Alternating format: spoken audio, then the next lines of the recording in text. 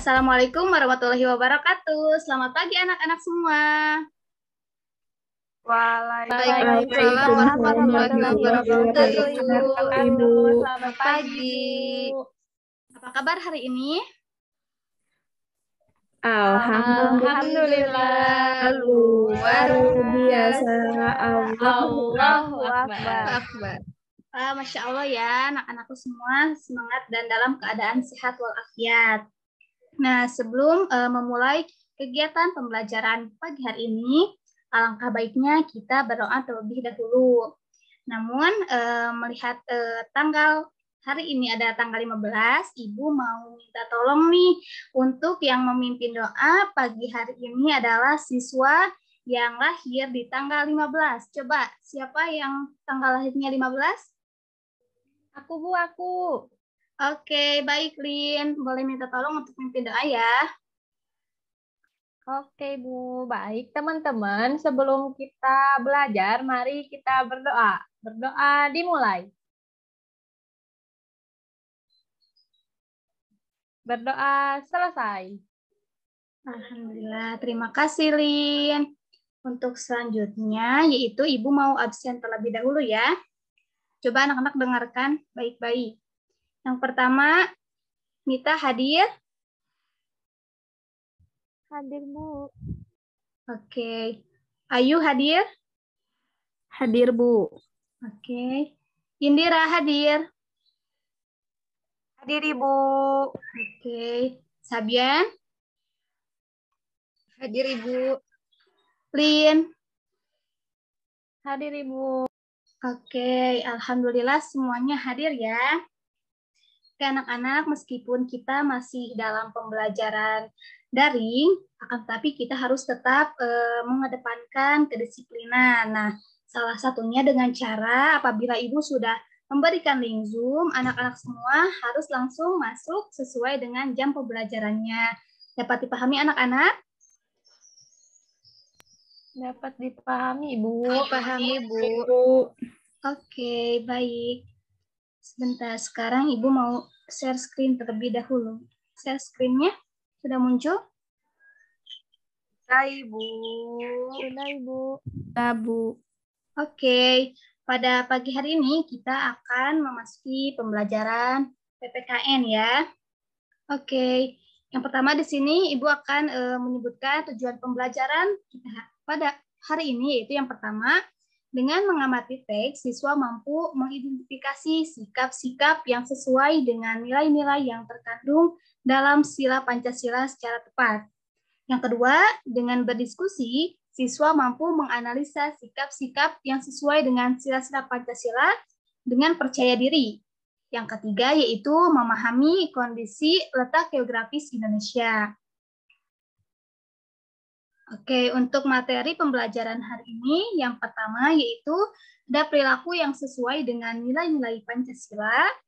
Yang kedua yaitu perilaku yang menyebabkan perubahan alam. Yang ketiga, kondisi geografis negara Indonesia. Dan yang keempat yaitu peta Indonesia.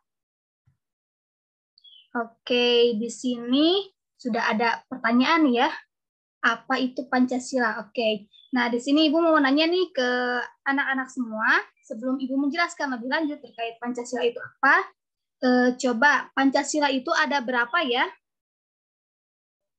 Ada 5, Ibu. 5, Bu. Ada 4, Bu. 4. Ada 3, Bu. 5.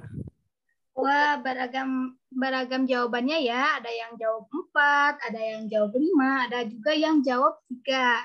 Nah, baik di sini Ibu akan meluruskan atau menjelaskan lebih lanjut terkait Pancasila itu maknanya seperti apa. Nah, pada dasarnya Pancasila itu satu anak-anak.